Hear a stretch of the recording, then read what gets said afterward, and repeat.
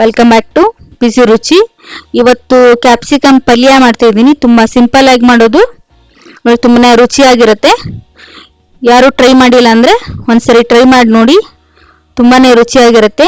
ರೊಟ್ಟಿ ಚಪಾತಿ ಜೊತೆ ತುಂಬಾನೇ ಚೆನ್ನಾಗಿರುತ್ತೆ. ಅಕ್ಕಿ ರೊಟ್ಟಿ ಜೊತೆ ಚೆನ್ನಾಗಿರುತ್ತೆ. ಆಮೇಲೆ ಅನ್ನದ ಜೊತೆ ನೆಂಚ್ಕೊಳ್ಳೋಕು ತುಂಬಾನೇ ಚೆನ್ನಾಗಿರುತ್ತೆ.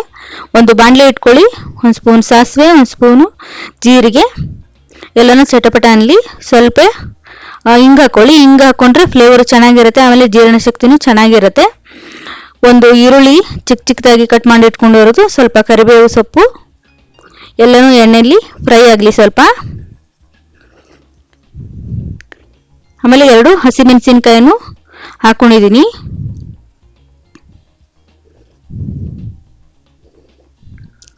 ತುಂಬಾನೇ ಚೆನ್ನಾಗಿರುತ್ತೆ.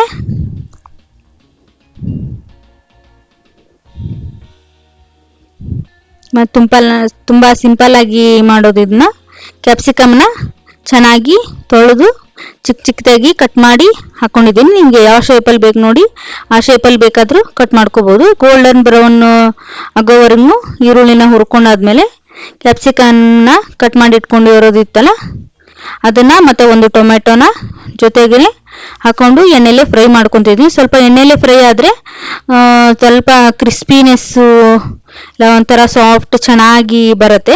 ಸ್ವಲ್ಪ ಎಣ್ಣೆಲೆ ಫ್ರೈ ಆಗಬೇಕು.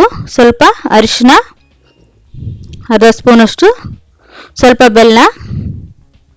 ಯಾವುದೇ ಪದಾರ್ಥ ಮತ್ತು ಯಾವುದೇ ಅಡುಗೆ ಮಾಡುವಾಗ ಸ್ವಲ್ಪ ಏನಾದರೂ ಹುಳಿ ಹಾಕ್ಕೊಂಡ್ರೆ ನೀವು, ಅದಕ್ಕೆ ಉಪ್ಪು ಖಾರ ಹುಳಿ ಇದ್ರೆ ತುಂಬ ಚೆನ್ನಾಗಿ ಬರುತ್ತೆ. ಅದಕ್ಕೋಸ್ಕರ ನಾನು ಸ್ವಲ್ಪ ಬೆಲ್ಲ ಹಾಕ್ಕೊಂಡಿದ್ದೀನಿ. ಸ್ವಲ್ಪ ಜೀರಿಗೆ ಪುಡಿ, ಸ್ವಲ್ಪ ಧನಿಯಾ ಪುಡಿ, ಆಮೇಲೆ ಹುಚ್ಚಳ ಪುಡಿ ಅಂದರೆ ಗುರಳ್ ಪುಡಿ ಹಾಕ್ಕೊಂಡಿದ್ದೀನಿ. ಆಮೇಲೆ ಶೇಂಗಾ ಪುಡಿ, ಶೇಂಗಾನ ಚೆನ್ನಾಗಿ ಹುರಿದು ಸಿಪ್ಪೆಯನ್ನು ತೆಗೆದು ಪೌಡ್ರನ್ನ ಮಾಡಿಟ್ಕೊಂಡಿರೋದು. ಸ್ವಲ್ಪ ತರಿತರಿಯಾಗಿಯೇ ಇರಲಿ ಅದು ಪೌಡ್ರು. ಶೇಂಗಾ ಪೌಡ್ರನ್ನ ಹಾಕ್ಕೊಂಡಿದ್ದೀನಿ. ರುಚಿಗೆ ತಕ್ಕಷ್ಟು ಉಪ್ಪು ಎಲ್ಲನೂ ಹಾಕ್ಕೊಂಡು ಚೆನ್ನಾಗಿ ಮಿಕ್ಸ್ ಮಾಡ್ಕೊಳ್ಳಿ. ಈಗ ನಾ ಏನು ನೀರನ್ನು ಬಳಸ್ತಿಲ್ಲ ನಾನು, ಅದೇ ಎಣ್ಣೆಲೆ ಫ್ರೈ ಆಗ್ತಾಯಿದೆ. ಆಮೇಲೆ ಉಪ್ಪು ಎಲ್ಲ ಹಾಕ್ಕೊಂಡಾದ್ಮೇಲೆ ಉಪ್ಪು ಸ್ವಲ್ಪ ಬೆಲ್ಲ ಹಾಕ್ಕೊಂಡಿರ್ತೀವಲ್ಲ ಅದೇ ನೀರು ಬಿಟ್ಕೊಂಡಿರುತ್ತೆ. ಆಮೇಲೆ ಟೊಮೆಟೊ ಹಾಕಿರ್ತೀವಲ್ಲ ಅದೇ ಸಾಫ್ಟಾಗಿ ಚೆನ್ನಾಗಿ ಕ್ರಂಚಿಯಾಗಿನೂ ಚೆನ್ನಾಗಿ ಬರುತ್ತೆ. ಹೀಗೆ ಫ್ರೈ ಮಾಡ್ಕೊಳ್ಳಿ. ನೋಡಿ ಇಷ್ಟೊಂದು ಪಲ್ಯ ಇತ್ತು, ಇಷ್ಟ ಆಗಿದೆ ಎಣ್ಣೆಲಿ ಫ್ರೈ ಆದಮೇಲೆ. ಆಮೇಲೆ ತೆಂಗಿನ ತುರಿನ ತುರಿದು ಇಟ್ಕೊಂಡು ಹಾಕ್ತಾ ಇದ್ದೀನಿ. ಒಂದು ಹಿಡಿಯಷ್ಟು ಹಾಕ್ಕೊಳ್ಳಿ. ನಿಮಗೆ ರುಚಿಗೆ ಅನುಗುಣವಾಗಿ ಹಾಕೋಬೋದು. ನಾನಿಲ್ಲಿ 2 ಕ್ಯಾಪ್ಸಿಕಮ್ನ ಬಳಸಿದ್ದೀನಿ. ನಿಮ್ಮ ಮನೆಯಲ್ಲಿ ಎಷ್ಟು ಜನ ಇದ್ದಾರೆ ನೋಡಿಕೊಂಡು ಮಾಡ್ಕೋಬೋದು. ಆಮೇಲೆ ಒಣ ಕೊಬ್ಬರಿ, ಇದು ಹಸಿ ಕೊಬ್ಬರಿನ ಹಾಕ್ಕೊಂಡ್ರೆ ತುಂಬ ಟೇಸ್ಟಾಗಿ ಬರುತ್ತೆ. ಆಮೇಲೆ ಒಣ ಕೊಬ್ಬರಿ ಅಷ್ಟೊಂದು ಸರಿ ಚೆನ್ನಾಗಿ ಬರಲ್ಲ, ಬೇಕಾದರೆ ಅದನ್ನು ಹಾಕೋಬೋದು. ಹಸಿ ಕೊಬ್ಬರಿ ತುರಿದು ಹಾಕ್ಕೊಂಡ್ರೆ ಇನ್ನೂ ತುಂಬಾ ರುಚಿಯಾಗಿ ಬರುತ್ತೆ. ಆಮೇಲೆ ಮದುವೆ ಸ್ಟೈಲಲ್ಲಿ ಸೈಡಿಗೆ ಒಂದು ಪಲ್ಯ ಹಾಕಿರ್ತಾರೆ ನೋಡಿ ಕ್ಯಾಪ್ಸಿಕಮ್, ಸೇಮ್ ಅದೇ ಥರನೇ ಮದುವೆ ಸ್ಟೈಲಲ್ಲಿ ಕೊಟ್ಟಿರ್ತಾರೆ ಪಲ್ಯ, ಅದೇ ಥರನೇ ಟೇಸ್ಟು ಬರುತ್ತೆ.